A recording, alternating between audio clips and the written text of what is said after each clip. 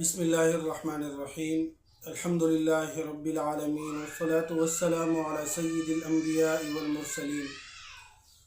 معزز سامعین، آج میں آپ حضرات کے سامنے اس مہینے کے بارے میں کچھ اہم معلومات دوں گا جس مہینے کے بارے میں آپ صلی اللہ علیہ وسلم فرمایا کرتے تھے اتاکم رمضان شہر مبارک، یعنی آپ کے پاس ایک ایسا مہینہ آنے والا ہے جو بابرکت ہے، جس میں برکتیں نازل ہوتی ہے۔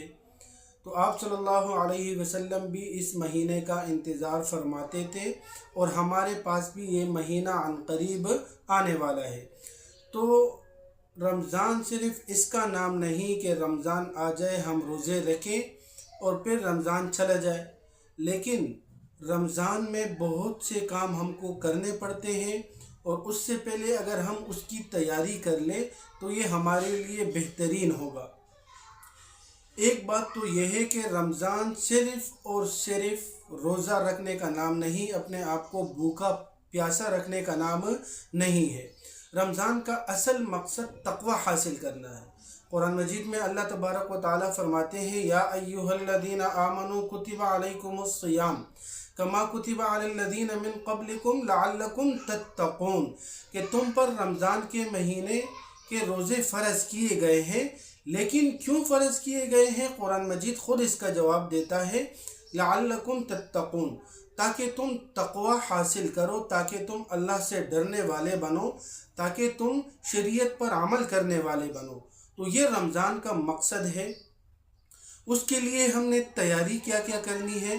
سب سے پہلے اپنی نیت کی تیاری کر لے، نیت اپنی درست کر لے، کیونکہ حدیث میں بھی آتا ہے انما الاعمال بالنیات، کہ عمل کا دار و مدار جو ہے وہ نیت پر ہے۔ ہماری جیسی نیت ہوگی اسی طرح اللہ تبارک و تعالی ہمیں اجر عطا فرمائیں گے۔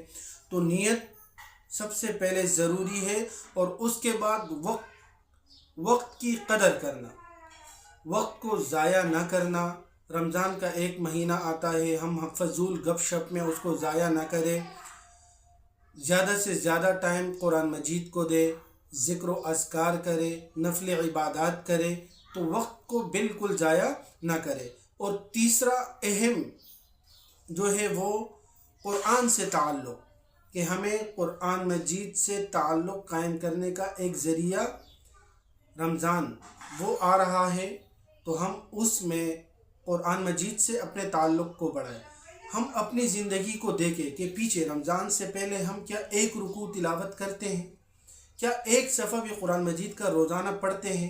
اگر نہیں پڑھتے تو ہم کو چاہیے کہ ہم ابھی سے شروع کریں، آج سے ہی شروع کریں، کم سے کم ایک رکوع، ایک صفحہ، جتنا ہم سے ہو سکے ہم قرآن مجید پڑھنا شروع کر دے، اور انشاءاللہ تعالی رمضان میں اس کی عادت مزید مستحکم اور مضبوط ہوگی۔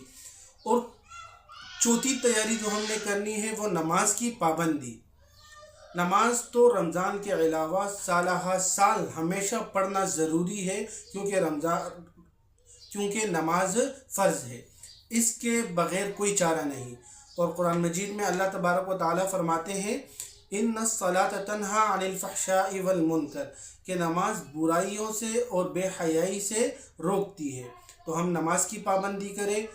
چھٹی اور اہم تیاری یہ ہے کہ ہم اپنے اخلاق اور عادت کو مضبوط کریں، اچھا کریں۔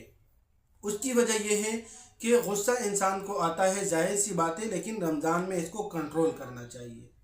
جتنا غصے پر قابو ہو کریں، اور زبان کی حفاظت کرے، لوگوں سے اچھے سے پیش آئے، اور اگر کوئی غلطی ہو جائے کسی سے تو ہمیں معاف کرنا چاہیے۔ اور سب آخری بات، آخری تیاری وہ سخاوت ہے، یعنی ہمارا دل سخی ہونا چاہیے۔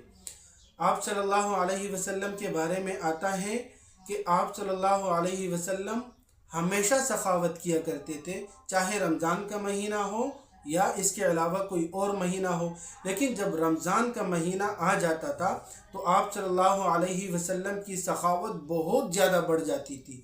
تو ہم سے اگر ہو سکے صدقہ، خیرات، زکوٰۃ، غریبوں کی مدد کرنا تو یہ رمضان میں بہت ضروری ہے۔